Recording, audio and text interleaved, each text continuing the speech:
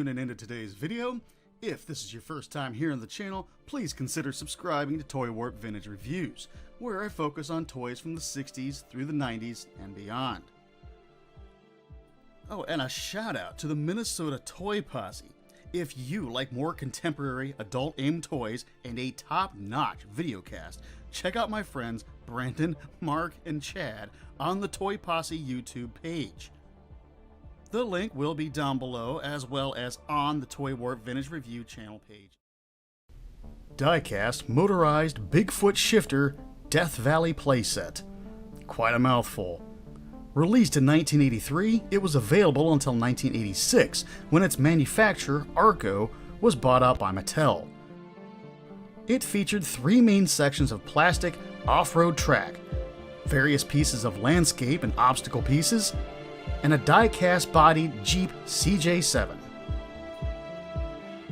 Transportation toys like this one experienced an unprecedented boom in the 1970s through the early 1980s, though by the mid-80s it began to fizzle out due to the amount of cartoons on TV that were aimed at the action figure toy market.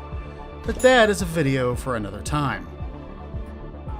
Off-road vehicles around this time were all the rage, mainly due to the wild popularity of monster trucks, headed up by none other than, well, you guessed it, Bigfoot.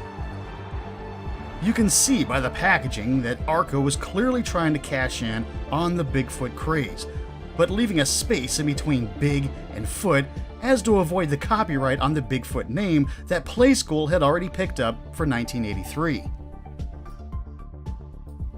Arko, as a manufacturer, was actually kind of tough to research, as there is major confusion in between it and the oil company that bear the same name.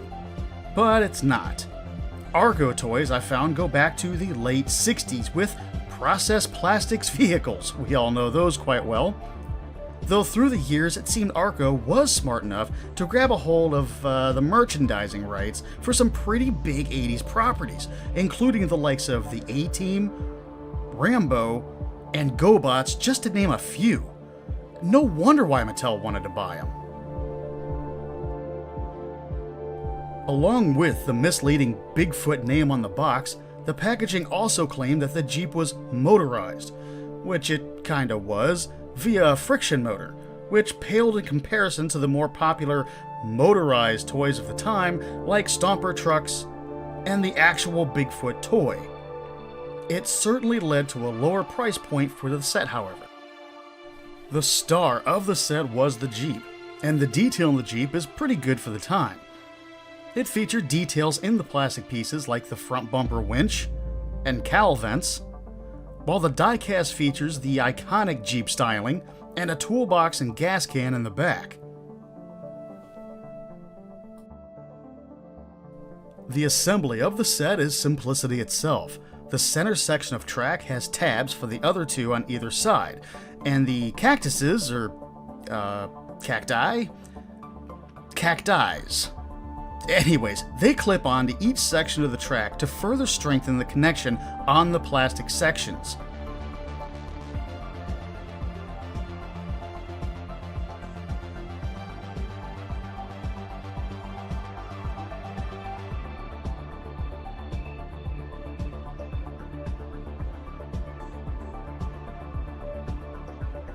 Lastly, there are a few logs and animal bones for obstacles that the Jeep has to overcome.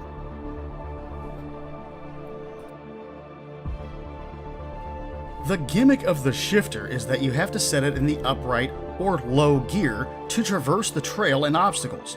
At the end of the track, the shifter runs under the trees here and gets knocked back into high gear where the Jeep increases speed once clear of the set. Now, I gotta face it, this is a cheapy toy of the time, despite the Jeep having some real-life suspension travel and real-life brand stickers on it. Personally, it would have failed to evoke the amount of playtime I would have given my battery-powered Rough Rider trucks or my Playskool Bigfoot. Still, I have learned that for kids of my generation, toys like this might have sparked something in their imagination that they could never just let go of. And maybe, just maybe, there's an adult out there that this Jeep started something in their imagination that led them to the off-road trail hobby, perhaps even starting an off-road modification company. And for them, it may have all started with this playset. Thanks for watching, everyone.